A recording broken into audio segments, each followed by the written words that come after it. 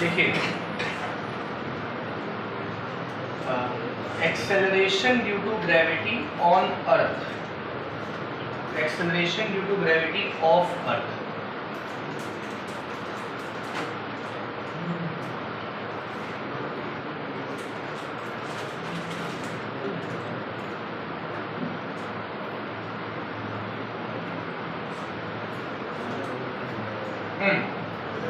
देखो भैया, क्या होता है acceleration due to gravity of earth? The force with which earth attracts a body. ठीक है, तो जी की वैल्यू सबको पता है, अर्थ पे कितनी होती है? 9.8 मीटर पर सेकेंड, है ना, ये जी की वैल्यू होती है। जी की वैल्यू अलग अलग जगहों पे अलग अलग होगी, है ना, अर्थ के भी जगहों पे अलग अलग होती है। फिलहाल हम लोग क्या समझेंगे, इस जी का रिलेशन बड़े जी से। देखो, इसी टॉपिक के अंदर relation between small g and capital जी।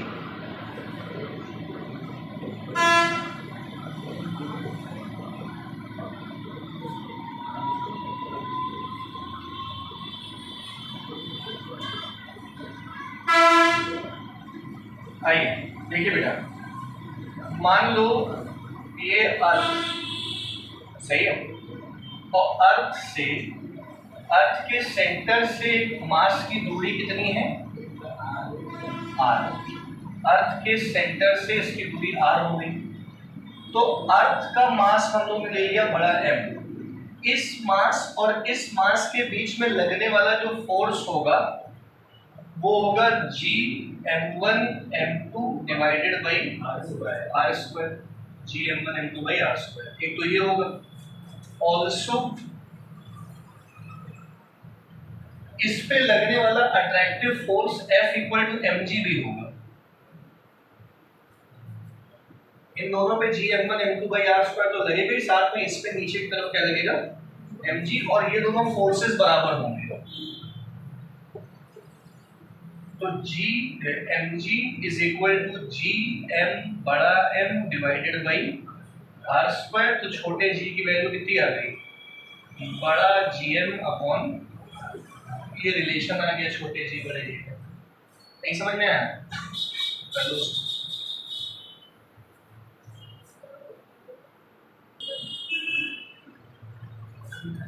ध्यान देना इस चीज को, ठीक है?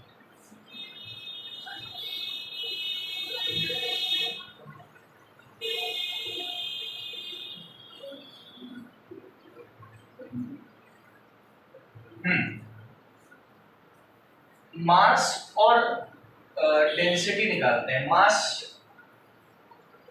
अच्छा बताओ, अर्थ का वॉल्यूम क्या है? Volume of earth,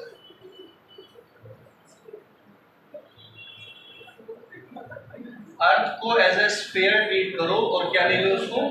4/3 pi are cube. यहाँ पे R of Earth, radius of 4/3 pi are cube ले लेना। सही है। Let the density of Earth be rho. Earth की डेंसिटी को रो ले लिया, तो डेंसिटी का क्या फॉर्मूला होता है? मास of earth upon volume of earth. Density into volume करके मास ऑफ अर्थ आ जाएगा, इंटू 4/3 पाई आर क्यूब। सही है, सिंपल ही। अर्थ का मास जो है, मास ऑफ अर्थ लगभग 6 इंटू 10 की पावर 24 किलो आएगा। ये अर्थ का मास अप्रोक्सीमेटली इतना ही आएगा। ठीक है, समझ गए?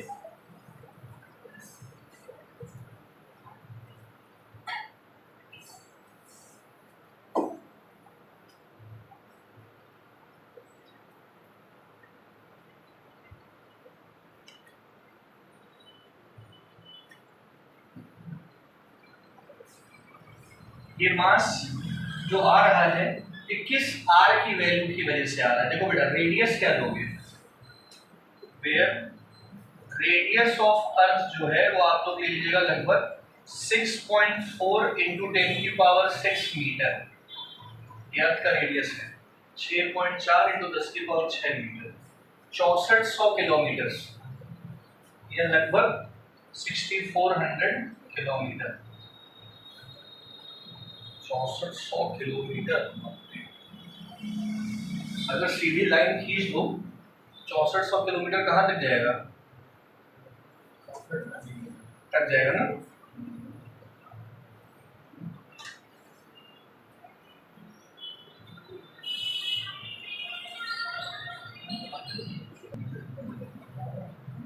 चलिए अगला बेटा सवाल देखिए, क्वेश्चन क्या है? A body weighs 90 kgf on the surface of अर्थ। एक बॉडी का वेट 90 kgf है ऑन द अर्थ सरफेस, ठीक है। How much will it way on the surface of Mars? तो मार्स में बॉडी का वजन क्या होगा अगर मास of Mars is 1/9 times the mass of Earth and radius of Mars is half the radius of Earth। मतलब 90 किलो का इंसान मार्स में वजन कितना रखेगा अगर ये साइज और मास दिया हुआ है, सही है। सभी लोग बोर्ड पे देखो एक मिनट के लिए। फ्रॉम अभी अभी रिलेशन बताया हमने, क्या बताया? Small g equal to capital G m divided by r square. तो दोनों तरफ अगर m मल्टीप्लाई करा दें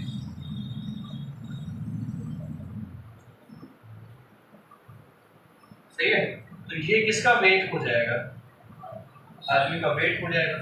तो weight of man will be G m बड़ा m बाई r स्क्वायर। या आप लोग जी से भी काम कर सकते हो, जी के हिसाब से कर ले, इतना नाटक करने की जरूरत नहीं। ये जी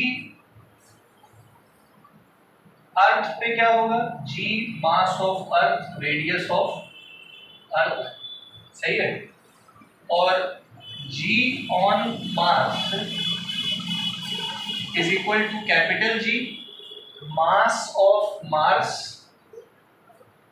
अपॉन रेडियस ऑफ का स्क्वायर। तो g on Mars will be capital G mass of Mars की जगह क्या लिखोगे? 1/9 times the mass on Earth, और radius of mass 1/2 the radius of का होल स्क्वायर करोगे। तो ये g ऑन मार्स इज 1/9 और 1/4 बाहर ले दो तो यहाँ क्या बचेगा? g me upon R square, g me upon R square. तो ये आ गया g on Mars is 4/9 time, और ये किसके बराबर है? g ऑन अर्थ के, और अर्थ पे g कितना होता है? यहां तक समझ गया ना? अच्छा, हमें वेट निकालना है तो दोनों तरफ अब m से मल्टीप्लाई करो। तो इससे क्या आएगा? ये देखो, weight on Mars is 4/9 times, ये क्या है? Weight on earth. तो 4/9 इंटू 90 दैट इज कितना आ जाएगा? 40 kg। नहीं समझ में आया?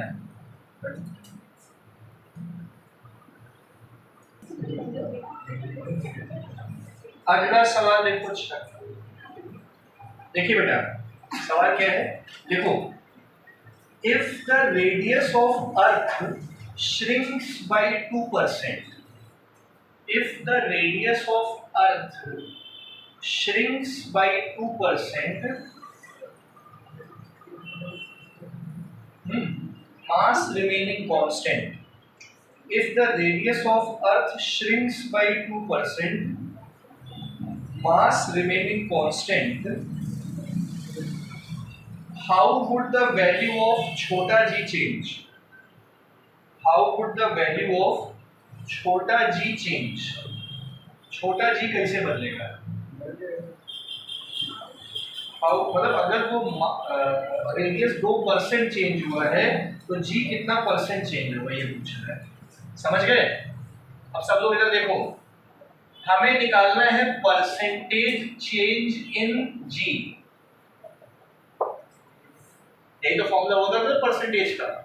अगर परसेंटेज चेंज इन रेडियस कितना दिया हुआ है 2%। अब याद आया हमने फर्स्ट चैप्टर में ये पढ़ा था फिजिक्स में, कैसे निकालोगे, स्मॉल जी का formula capital G M divided by क्या होता है आर स्क्वायर।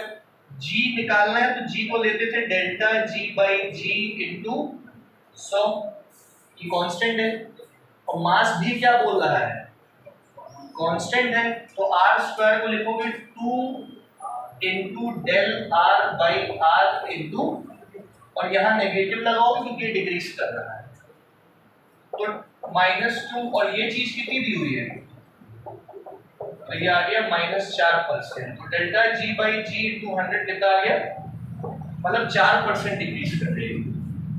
नहीं समझ में आया, ये एरर एनालिसिस में यही तरीका तो लगाते थे, भूल गए क्या, चलो अब लिख लो। नहीं आया समझ में, नहीं आया, ये फॉर्मूला समझ में आ गया आपको। अगर याद हो फर्स्ट चैप्टर एरर एनालिसिस वाले पार्ट में इसे कहते थे परसेंटेज एरर, और इसे भी कहते हैं परसेंटेज एरर।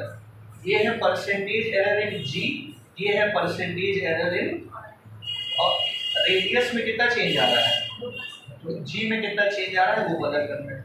अब इसका फॉर्मूला लिख दिया, जी को लिखते थे delta ji by ji into 100, ये कहाँ से आया ये बताएं, ये कांस्टेंट है तो कांस्टेंट का डिफरेंशिएशन 0 होता है इसलिए करते नहीं है। आर स्क्वायर को 2 del R by R into 100, -2 लगाया क्योंकि रेडियस घट रहा है, कि डिफरेंशिएट करके बताएं कि ये सही है, बढ़िया है ना।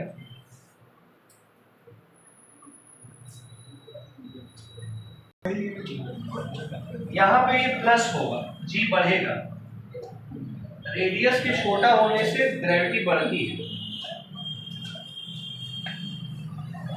अरे जैसे वो सूरज सन जो है वो ब्लैक होल बनता है तो रेडियस छोटा होता है ना, तो ग्रेविटी बढ़ने से ही तो खिंचाव पैदा होता है जिससे वो चीजों को अपने अंदर समा लेता है।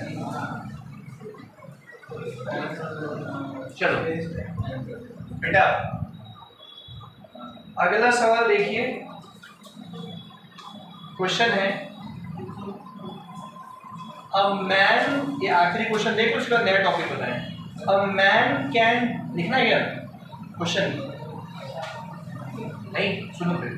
अ man can jump 1.5 metre high on earth, एक आदमी धरती पे कितना उछल सकता है 1.5 मीटर उछल सकता है। Calculate the height he might be able to jump on a planet whose density is quarter the density of earth. मतलब धरती पे 1.5 मीटर चड्डा उछल सकते हैं, तो चड्डा उस प्लैनेट में कितना उछल सकते हैं ये बताइए आप। अगर density of that planet is quarter the density of earth and radius is 1/3 and radius of that planet is 1/3, नहीं समझे, डेंसिटी कम है रेडियस कम है तो कितना उछल सकते हैं उस प्लैनेट में। तो आपको देखो अभी हम लोग बेटा सब लोग समझ लीजिएगा, अभी हमने इस्तेमाल किया था इस रिलेशन का gm/r², ताकि जी निकाल सकते उस प्लैनेट पे या वेट निकाल सकते। अब डेंसिटी वाला रिलेशन इस्तेमाल करेंगे। डेंसिटी का रिलेशन क्या बताया है, डेंसिटी का क्या फॉर्मूला बताया, 4/3 पाई r³ इनटू मास,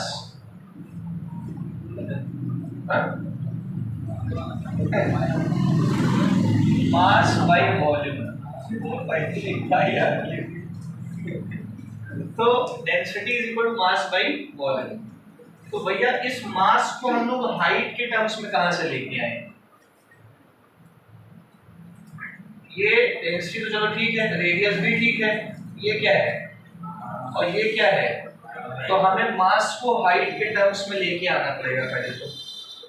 सोचा जाए, मास को हाइट के टर्म्स में लाना है। देखते हैं। अच्छा डेंसिटी का क्या बेटा, डेंसिटी का क्या फॉर्मूला बताया, मास बाई वॉल्यूम। अच्छा देखो ऑल्सो नजर एक मिनट के लिए बोर्ड पे रखो, छोटा जी जो होता है वो बड़ा GM बाई आर स्क्वायर होता है, तो यहां से m की वैल्यू निकाल लो, जी आर स्क्वायर बड़ा जी इक्वल टू क्या हो जाएगा, ये समझे। तो डेंसिटी बन जाएगी, m की जगह लिखेंगे जी आर स्क्वायर बाई बड़ा जी आर स्क्वायर बाई बड़ा G by 4/3 pi are cube, 4/3 pi are cube. तो आर स्क्वायर से ये जाएगा, ये आएगा 3r बाई 4 पाई जी, एक आर बच गया ना ऊपर, और एक छोटा जी भी रहेगा। अच्छा ये यहाँ आएगा, ये यहाँ आएगा और ये यहाँ आएगा, सही है। तो g की जो वैल्यू आएगी वो कितनी आएगी, 4/3 पाई रो आर जी। ये g की वैल्यू, एक और फॉर्मूला बन गया g का, देखो ये 4/3 पाई रो आर जी डेंसिटी के लिए, सही है। अब density now g on earth, g on to the g on that planet is equal to क्या क्या कांस्टेंट है, 4/3 पाई कांस्टेंट है, कैपिटल G कांस्टेंट है, density on earth, radius on upon G on that planet 4/3 pi G, density of that planet, radius of that, ये तो पूरा cut गया, सही है। तो density of earth into radius of earth upon density of planet, radius of that planet, GE by GP। Density of अर्थ 4 गुना है उस planet से, तो इसकी जगह लिखो 4 गुना। रेडियस ऑफ अर्थ 3 गुना है, upon rho P R P equal to g on earth upon g on that planet, 12 गुना। अर्थ की ग्रेविटी उस प्लैनेट की ग्रेविटी से कितना गुना है, ये आया कि नहीं आया समझ। अब एक काम करते हैं, क्योंकि वो लड़का क्या कर रहा है, उछल रहा है, तो उछल रहा है इसका मतलब mgh, पोटेंशियल एनर्जी, ठीक है।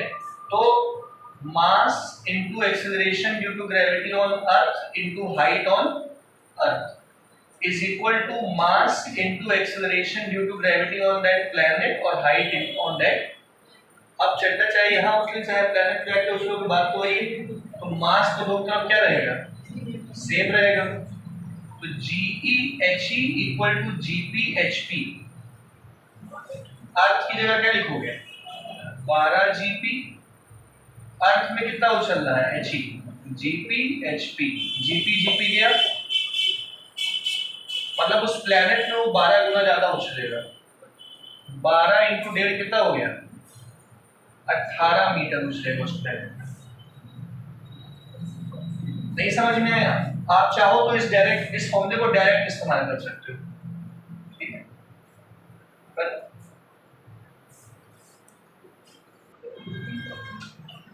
अगला टॉपिक डालिए, देखिए variation of G, variation in G with छोटा g है ये, वेरिएशन ऑफ छोटा g विद ऑल्टीट्यूड।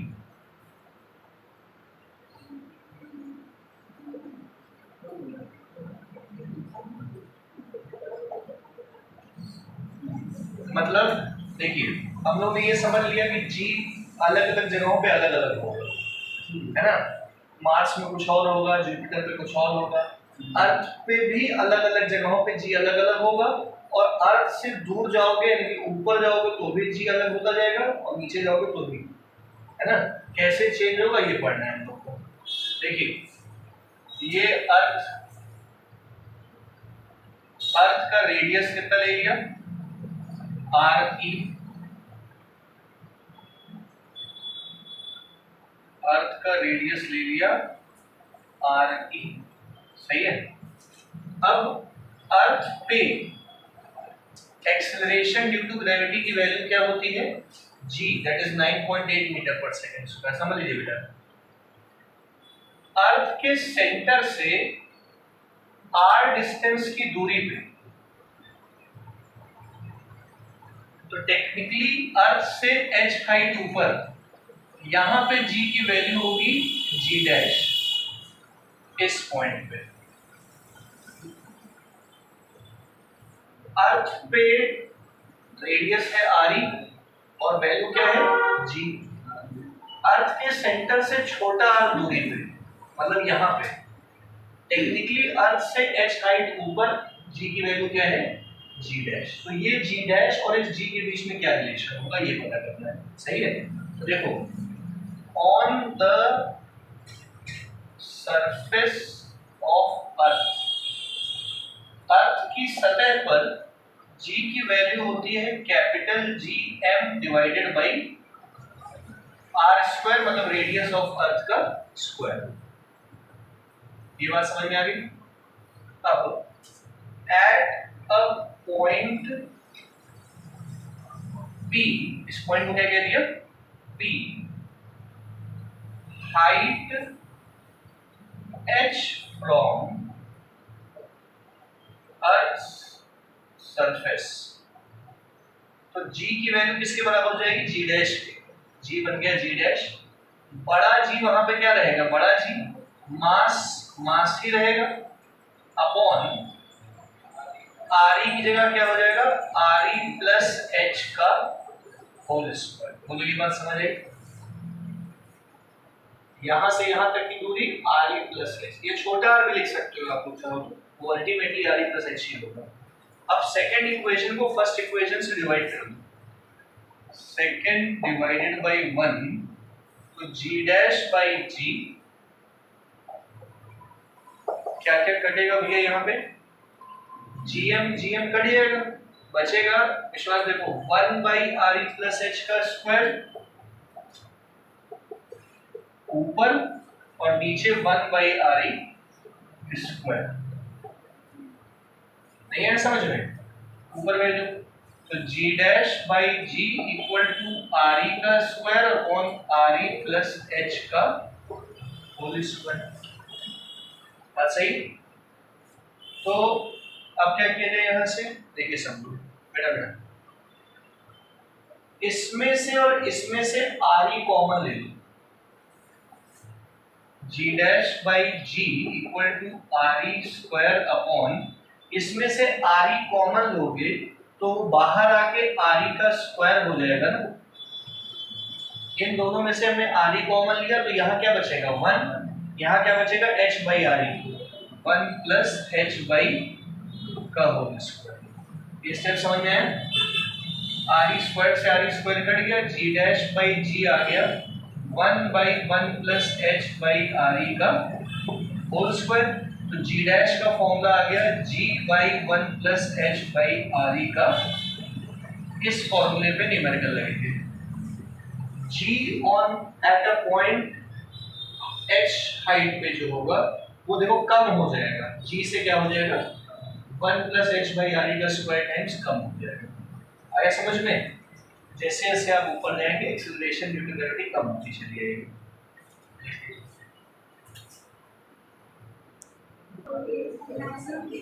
बेटा ये आगे समझ में। अच्छा ध्यान दो जन।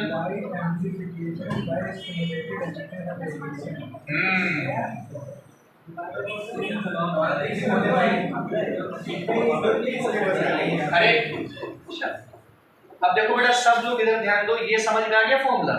इसके बगल में लिख लेना फॉर न्यूमेरिकल्स, ये फॉर्मूला न्यूमेरिकल्स के लिए लगाना। अब देखो आगे g dash equal to g, बेटा ये जो 1 प्लस साक्षी देखिए 1 plus h by R E का जो स्क्वायर है ये ऊपर जाके क्या हो जाएगा 1 plus h by R E की पावर -2।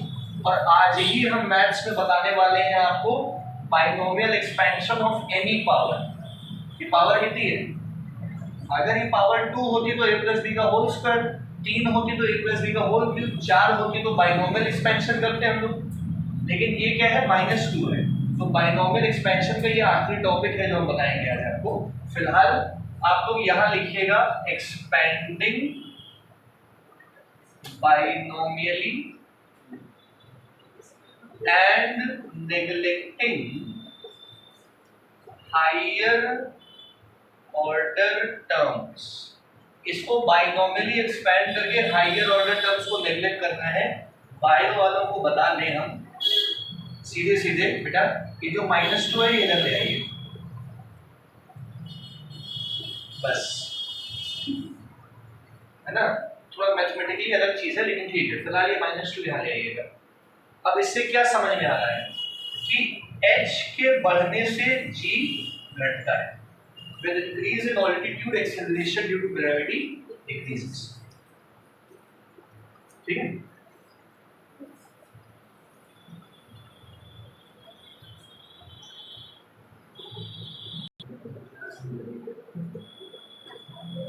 ये सबको क्लियर हो गया होगा कि ऑल्टीट्यूड बढ़ने से जी क्या होता है, घटता है। दूसरा केस देखो, ये विद ऑल्टीट्यूड था, अब देखो विद डेप्थ।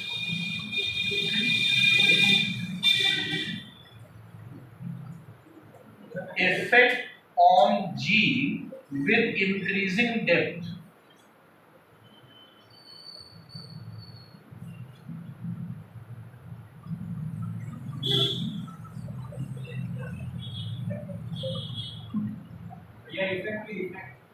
इफेक्ट डिफेक्ट थोड़ी ही,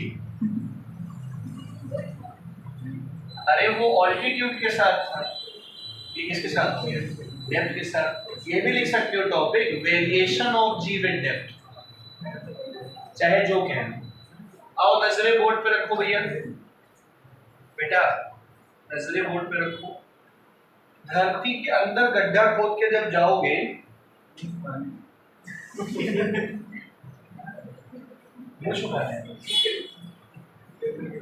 तो जैसे देखिए जैसे ये अर्थ, इधर ध्यान दो, अर्थ सही है, centre of Earth, radius of Earth सही है। अब मान लीजिए आप धरती के अंदर जो है h हाइट गए,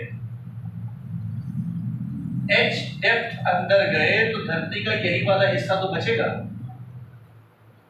तो यहां से लेके यहां तक की दूरी कितनी हो जाएगी, r e माइनस h। अब h नीचे है तो r e माइनस h। अच्छा, धरती पे एक्सीलरेशन ड्यू टू ग्रेविटी की वैल्यू क्या होगी, और h डेप्थ नीचे एक्सीलरेशन ड्यू टू ग्रेविटी की वैल्यू क्या होगी, h डेप्थ नीचे। बात समझ आ रही है?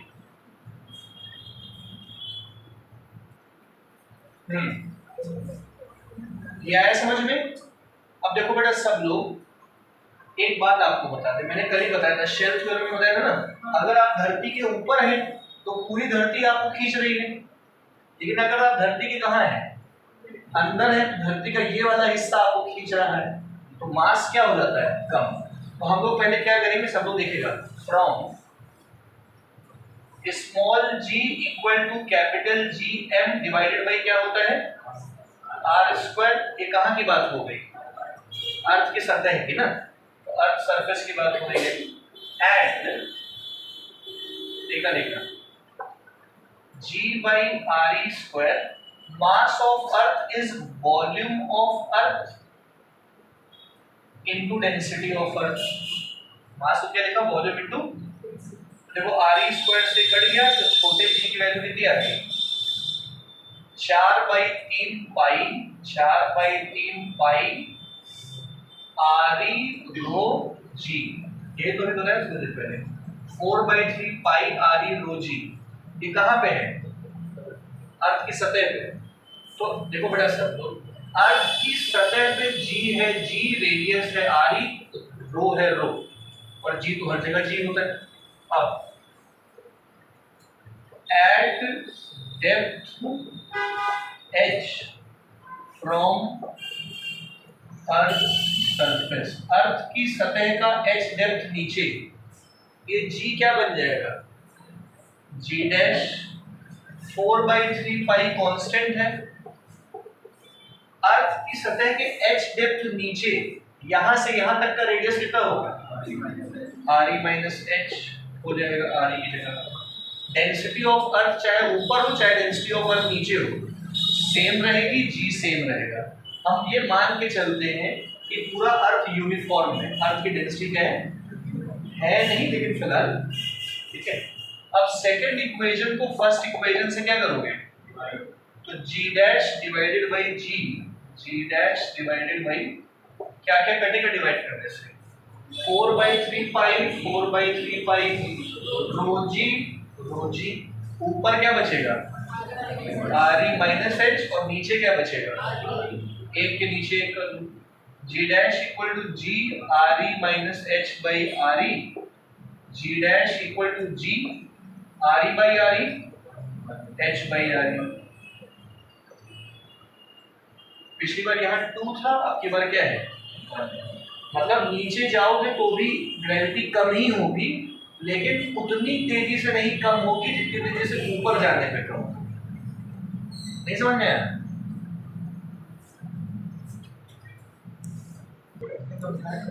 देखो बेटा सब लोग हमको ये बताओ, अर्थ के सेंटर पे वेट क्या होगा,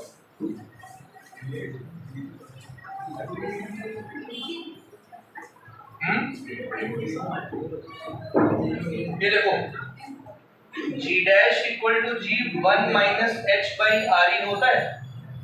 अर्थ के सेंटर पे ये जो h होगा ये आर ई के बराबर हो जाएगा,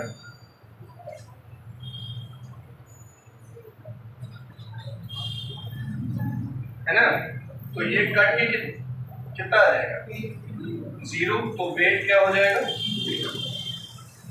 अर्थ के सेंटर पे बॉडी का वेट 0 हो जाएगा।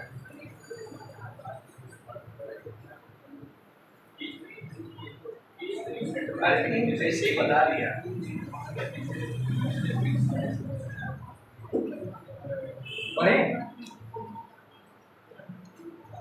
अब case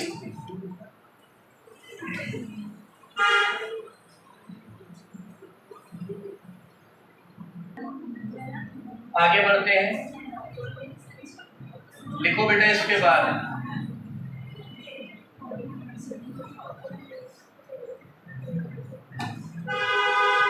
case 3, effect of latitude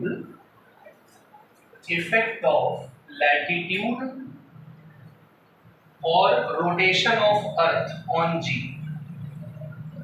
effect of latitude और रोटेशन ऑफ अर्थ ऑन जी।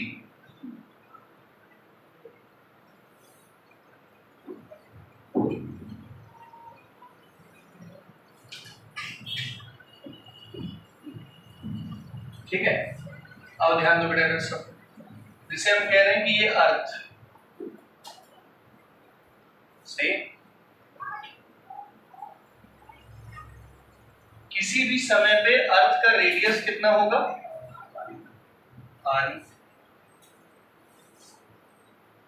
जो 9th वाले बच्चों की आवाज आ रही है क्या, क्या प्रवेश करते हमारा इन खिड़की देखो जब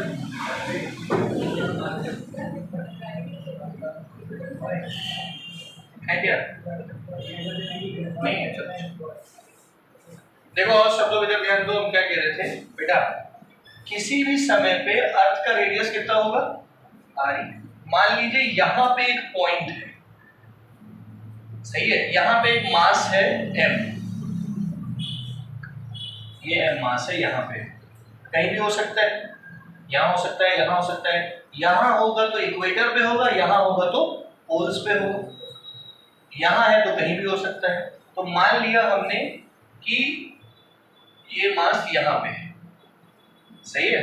अब जब ये धरती गोल गोल घूमेगी तो मास भी तो घूमेगा धरती के साथ, तो धरती गोल गोल घूमेगी तो मास भी क्या करेगा, गोल गोल घूमेगा। ये समझ में आया? थोड़ा ज्यादा हो गया। ये मास भी घूमेगा ऐसे ऐसे, सही है। अगर आप सोचो कि अर्थ की रफ्तार, ध्यान देना, अर्थ की रफ्तार बढ़ा दें तो हम लोग उड़ के बाहर चले जाएंगे सेंट्रीफ्यूगल फोर्स की वजह से, है कि नहीं है? अगर हम इसकी रफ्तार तेज कर दें तो तेज छूट जाएगा, तो किस फोर्स की वजह से बाहर जाएगा? मतलब अर्थ के रोटेशन से इस पे सेंट्रीफ्यूगल फोर्स लगेगा बाहर की तरफ। सेंट्रीफ्यूगल फोर्स का फॉर्मूला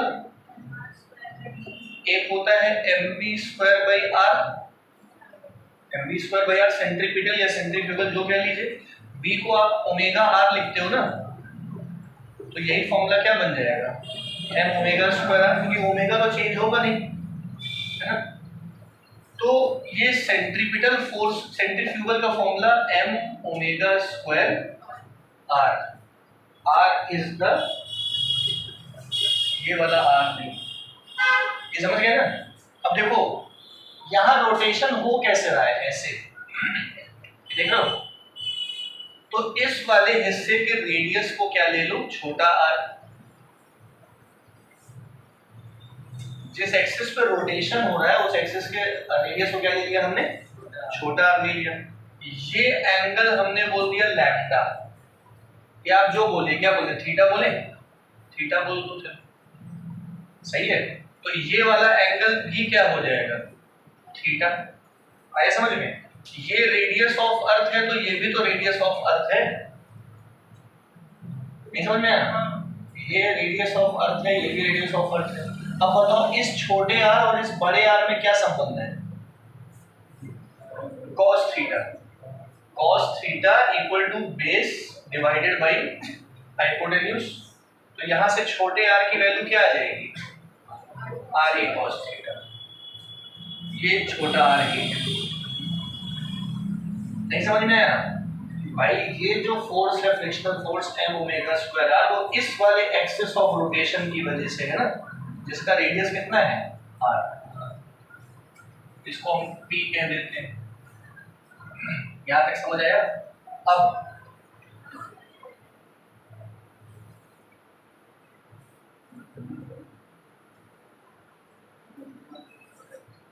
हाँ, अब मान लो कि भाई अगर धरती रुकी हुई है, धरती क्या है, ये धरती रुकी है, धरती रुकी है तो मास भी रुका है, धरती इसको अपनी तरफ mg फोर्स से खींच रही है, mg फोर्स से खींच रही है, तो इस पे लगने वाला नेट फोर्स तब केवल mg होगा, इस पे तो mg। लेकिन अब भैया धरती गोल गोल घूम रही है, तो धरती जब गोल गोल घूमेगी तो ये मार्कर बाहर जाना चाहेगा ना, मार्कर क्या है, बाहर। तो इस पे दो फोर्स लग रहे हैं, अंदर की तरफ लग रहा है mg और बाहर की तरफ लग रहा है m ओमेगा² r। अंदर की तरफ लगा mg और बाहर की तरफ m ओमेगा²। तो mg और m ओमेगा² r दो फोर्स हैं, कौन सा फोर्स ज्यादा ताकतवर है, mg। अगर ये ताकतवर हो जाएगा तो फिर तो हम लोग सीधा बाहर, ये ज्यादा ताकतवर है इसलिए mg minus m ओमेगा² r will be net force, है समझ में? और नेट फोर्स किसके बराबर होगा, mg dash, g dash equal to mg minus m ओमेगा² और छोटे r की जगह क्या लिखोगे, r e cos थीटा, इसमें से m उड़ा दो तो g डैश का formula g minus omega r e cos theta. ये आया कि नहीं आया समझ में? समझ गए? पक्का समझ गए? सही है, नहीं गड़बड़ लग रहा है?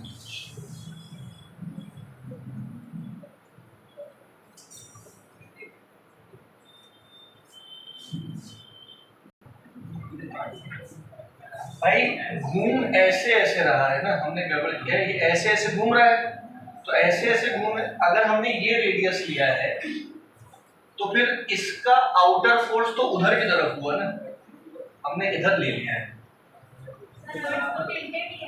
हाँ, तो हमको फिर उस हिसाब से ये वाला आर लेना चाहिए ना, लेकिन हमने ये वाले आर के हिसाब से काम किया है। सुनो, ये गलती हुई है, ये पूरा ही गलत है। एक मिनट रुक जाइएगा बेटा, समझिएगा फिर से। गुरुदेव इधर देखो, ये जो मास है ये ऐसे ऐसे रोटेट कर रहा है, मतलब जो सेंट्रीपिटल फोर्स है वो ऐसे की तरफ होगा, ये होगा सेंट्रीपिटल फोर्स। समझ गए? इसको ऐसे और ऐसे दो कंपोनेंट्स में तोड़ना पड़ेगा। अगर ये एंगल थीटा है तो ये एंगल भी क्या होगा, ये एफ है तो ये क्या होगा, एफ कॉस थीटा, और ये क्या होगा, एफ साइन थीटा। सही है? तो अब एफ कॉस थीटा इस एम जी को अपोज कर रहा है, ना कि एफ। बेटा समझ लीजिएगा, एफ कॉस थीटा इसको अपोज कर रहा है। आ रहा है समझ में? तो क्या करोगे, m g minus F cos theta equal to क्या आ जाएगा, एफ नेट। अब देखो, एफ नेट को लिखा है m g dash equal to m g minus f क्या होता है, m omega square cos theta. बात समझ में आई? तो m g dash equal to m g minus m omega square, और छोटे आर को क्या लिखोगे, r e cos theta into cos theta. M m m common लेकर दो तो g dash equal to g minus omega square r e cos square. अब सही, एफ साइन थीटा का कोई काम नहीं है।